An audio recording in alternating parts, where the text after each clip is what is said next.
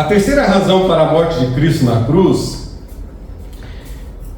e eu quero pegar emprestado aqui do pastor John Piper, ele diz assim que uma razão para a morte de Cristo na cruz é para mostrar a riqueza do amor e da graça de Deus para nós pecadores.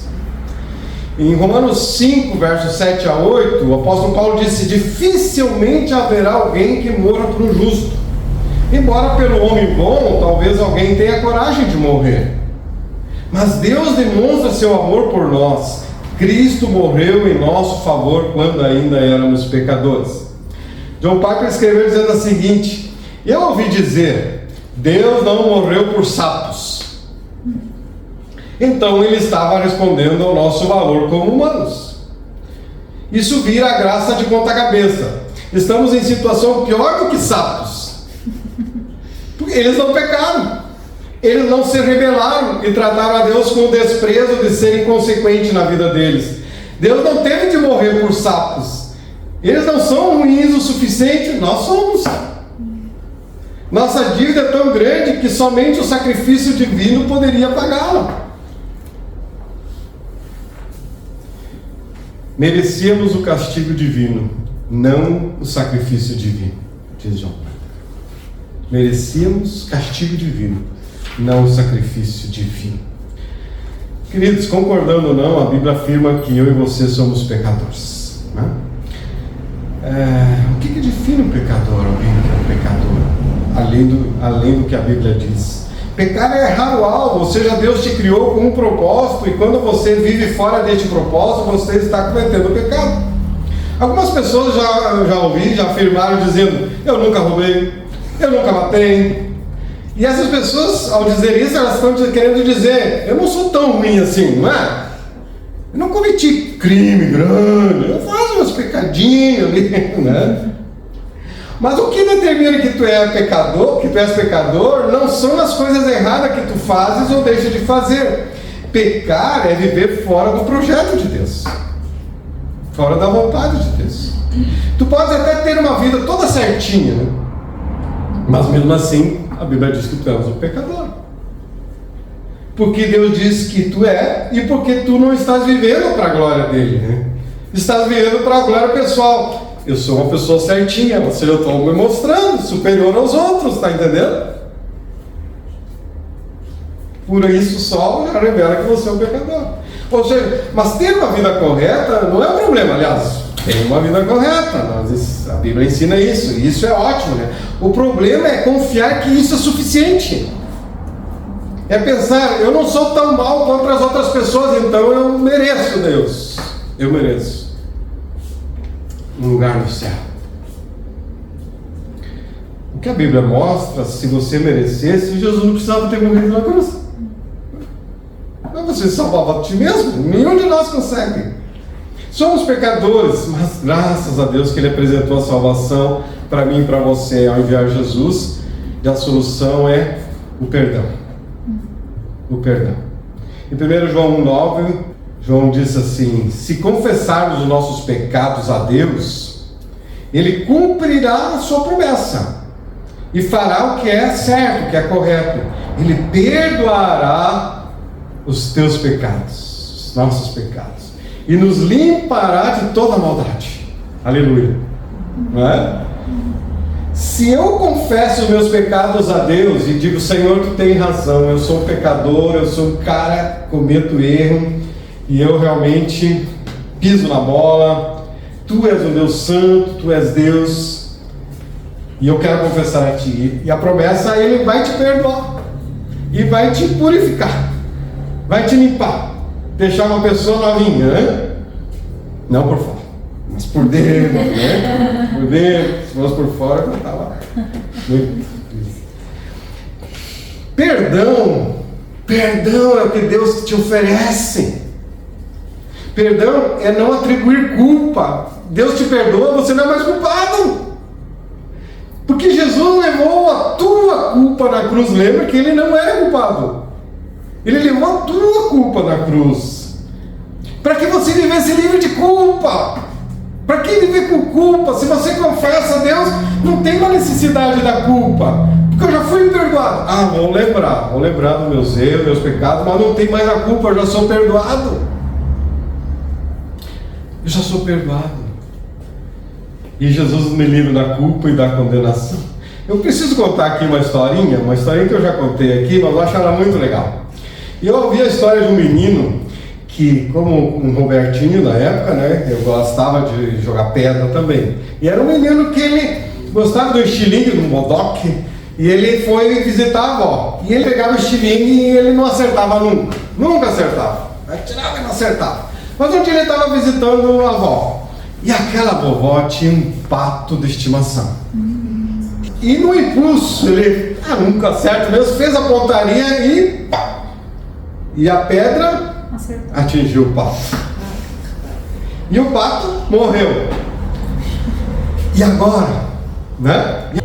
Apavorado, o menino pega o pato, foi lá, escondeu lá num lugar lá em meio às madeiras. E quando ele levanta, a sua irmã tinha visto, atribuído o nome de Sally. A irmã viu. Aí então, após o almoço, aquele dia, estava na casa da vovó almoçando, e aí a vovó pediu para a menina: vem me ajudar a lavar a louça. E ela respondeu: não, meu irmão quer ir lavar a louça, vó. Ele quer ajudar, hoje ele quer. E ela cochilou no ouvido dele: lembra do pato? Então, o que restou ao menino? Lavar a louça. Né? Cansado da tarefa, o menino, então, da irmã, cada vez que acontecia alguma coisa, a irmã vinha lá e dizia para ele, fazia no lugar dela, e se ele ameaçava não fazer, ela dizia: lembra do pato. Até que ele cansou e ele pensou assim: tem que ter uma punição melhor do que essa, ficar escravo disso aí toda hora, né? Tem que ter uma punição melhor do que a lavando a louça. Então ele foi e confessou para a avó que ele tinha matado o pato. A avó dele disse assim: eu sei. E deu um abraço nele. Eu estava na janela e vi tudo. Porque eu amo você, eu já tinha te perdoado na hora. E eu me perguntava, diz a avó, até quando que você deixaria você ser um escravo daquilo? Até quando? Perdão estava ali. Gente, assim acontece conosco, né? Deus já conhece os nossos pecados. Antes de irmos a Ele pedir perdão, Ele já nos perdoou e está nos esperando. Ele não vai dizer para você: olha o pacto. Não! O diabo sim. O que tu fez no passado, você não merece perdão. O que tu fez lá, que vergonha. Agora você querer ser da igreja. Não, isso é o diabo. Deus não é assim. Porque, queridos, nenhum pecado escandaliza a Deus. Ele já conhece tudo. Nenhum pecado vai escandalizar Deus. Deus não vai, você não vai surpreender a Deus. Ele não vai ficar surpreso quando você for contar um pecado para ele e vai dizer: tu, hein? Ele já sabe. Ele sabe. Ele conhece tudo. O que ele oferece é perdão. Em Romanos 3, 22 a 24, o apóstolo Paulo diz: todos nós podemos ser salvos deste mesmo modo, vindo a Cristo, indo a Cristo, não importa o que somos ou o que temos sido. Sim, todos pecaram, todos fracassaram e não puderam alcançar o glorioso ideal de Deus. No entanto, Deus nos declara agora sem culpa das ofensas que lhe fizemos, se confiarmos em Jesus Cristo, aquele que em sua bondade tira os nossos pecados gratuitamente. Queridos, todos nós cometemos pecados, todos nós, mas Deus diz: eu quero apagar todos os teus pecados, eu quero eliminar toda a vergonha, eu quero tirar toda a culpa de todas as coisas que você fez de errado. Venha a mim.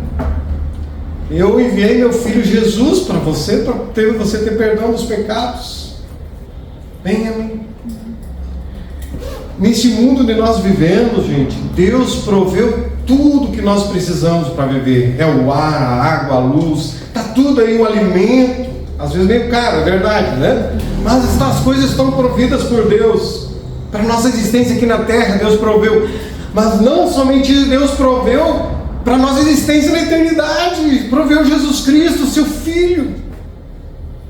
Deus não somente prova que nos ama em cuidar de nós aqui, mas Ele prova principalmente ao enviar seu único Filho para a nossa salvação. A tua salvação, a vida eterna, tu só recebes de Jesus. Tu não consegues com o teu esforço. Tu não consegue comprar tua salvação no mercado. Ir lá no mercado. Pacote de salvação. Tu não vai conseguir pelo teu esforço. Tu não vai herdar dos teus pais. Teus pais não vão deixar de herança para ti a salvação. Não vão. Isso é pessoal. Isso é pessoal. No Evangelho de Mateus ele registra que a primeira pessoa a crer em Jesus após a sua crucificação foi o ladrão que estava na cruz, do lado. O primeiro está ali, olhou para Jesus e eu creio. Eu creio que tu está crucificado aí, tu não tem culpa. Ainda na sua simplicidade, do seu conhecimento, mas o que ele está dizendo é isso. Eu creio no que tu... Eu não sei o que ele já tinha ouvido de Jesus, mas ele está dizendo isso. Lembra-te de mim, Senhor. E Jesus disse, com certeza, tu estarás comigo no paraíso, tu terás vida eterna. O texto que lemos, Marcos registra que o centurião que estava ali aos pés da cruz, observando Jesus, ele declarou a sua fé lá no verso 39. Quando o centurião estava em frente de Jesus, ouviu o seu brado e viu como ele morreu, e disse, realmente este homem era o Filho de Deus. Essa é a fé que você precisa declarar. Jesus morreu na cruz em teu favor para tu seres perdoado e salvo. Mas isso só terá efeito se tu crer. O Jesus, ele veio, morreu na cruz, mas na tua vida vai ter efeito se tu crer. Caso contrário, isso será só conhecimento. Para a morte de Cristo ter efeito na tua vida, tu precisas crer. Crer que a morte de Jesus na cruz proporciona a você perdão dos pecados, vida eterna, reconciliação com o Pai, a justiça de Deus está quitada, os teus pecados estão pagos, sou uma pessoa livre, uma nova pessoa, porque eu creio em Jesus Cristo. Jesus mesmo afirmou, dizendo, quem crer e for batizado será salvo, mas quem não crer será condenado. Ele não diz que se você for na igreja, fizer certinho, fizer tudo certinho, ser uma pessoa correta, de novo, precisa fazer, né? Mas não é isso. É preciso crer no que Jesus fez, dele ter vindo a este mundo morrer na cruz para te salvar, porque quem não crer será condenado. Quem não crer será condenado. A fé em Cristo é uma fé pessoal, intransferível. Eu não posso ter fé por você. Eu não posso crer por você. É você que tem que declarar, eu creio. Amém? É você que tem que dizer, eu creio, eu creio. Ou Senhor, ajuda-me a crer, ajuda-me a crer. Eu ainda creio pouco, mas ajuda-me a crer. A fé em Cristo é pessoal. O perdão de Deus é pessoal, é para você. Não perdoa os nossos pecados, não. Perdoa os meus pecados, que sou pecador. É os teus pecados que eu não sei, mas Deus sabe. É os teus pecados que tem que confessar a Deus e sair perdoado. O relacionamento com Deus é pessoal também. Nós podemos estar juntos aqui cantando e você pode estar pensando não sei aonde. Porque o relacionamento com Deus é pessoal, é tu e Deus. As pessoas podem não querer saber de Deus, mas você pode dizer, não, eu quero Deus na minha vida. Eu quero esse relacionamento, porque é pessoal, é uma escolha pessoal. Eu não posso fazer isso pela Ivone, eu não posso fazer isso por mim. A gente pode encorajar um ao outro, não é? Até mesmo eu aqui posso ajudar vocês a ensinar. Mas é você que escolhe lá no teu dia a dia, eu quero viver com Deus. Eu quero conversar com Jesus lá na minha casa. Eu quero andar com Jesus na rua. Eu quero que Jesus vá comigo no meu trabalho e ali seja comigo um relacionamento. É uma escolha pessoal tua. A salvação é pessoal. Ninguém vai poder te salvar a não ser Jesus. A salvação é pessoal. Você que escolhe dizer para Jesus, eu creio e eu quero ser salvo. Vamos orar. Bondoso Pai, mais uma vez eu quero agradecer por estar aqui com meus queridos. E mais uma vez eu quero agradecer pela Tua palavra, Pai, porque ela é tão preciosa para nós.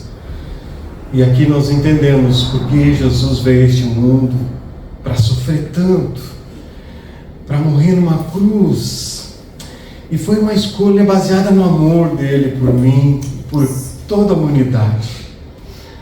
Mas, Deus, eu quero corresponder a este Teu amor. Eu creio em Ti, Senhor Jesus. E eu quero convidar aqui, Pai, ao pedir que o Teu Espírito Santo esteja revelando às pessoas aqui e ajude elas a crer também. Ajude a cada um que está aqui a dizer, eu creio. A confessar os seus pecados ao Senhor e dizer, Pai, perdoa os meus pecados. Perdoa. Me perdoa, Jesus. Me perdoa. A reconhecer que nós somos culpados da morte de Cristo na cruz e que Ele assumiu a minha culpa, o meu lugar, o lugar de cada um de nós.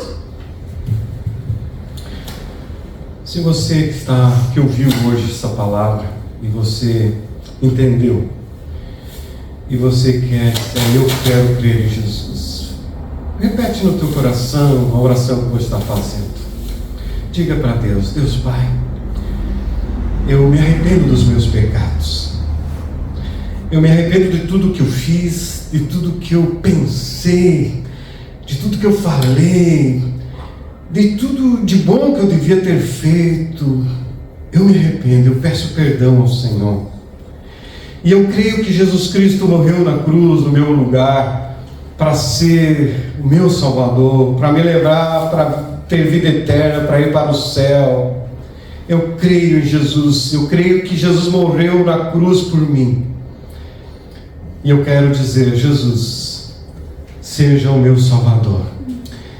Eu te recebo em meu coração, vem fazer morada no meu interior, vem colocar em ordem a minha vida, vem ser o meu Salvador, venha morar no meu coração, Jesus, seja bem-vindo na minha vida.